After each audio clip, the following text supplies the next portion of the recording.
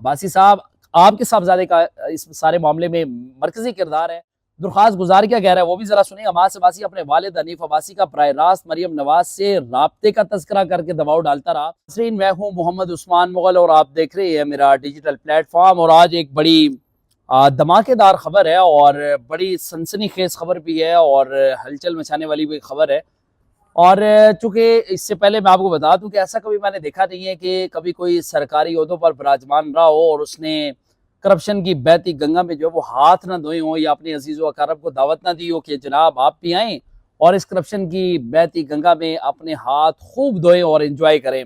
आज की जो वीडियो है ये है वफाकी वजीर रेलवे हनीफ अब्बासी के बेटे हमास अब्बासी की, जिसने एक शहरी के साथ जो है वो 3.5 करोड़ रुपए का, तकरीबन 3.5 करोड़ रुपए का जो है फ्रॉड किया है। और इसमें तमाम दस्तावेजात, खुफिया रिकॉर्डिंग्स, हर चीज़ जो है वो हमारे पास पहुंच चुकी है। और अब आपको व्लॉग में बताएंगे कि इसके मरकजी किरदार कौन है, कौन फ्रंट मैन है, किन्होंने इनके एग्रीमेंट किए और PHA के जेली NOC जो है वो इनको दिखाए गए और असल ये मामला है क्या।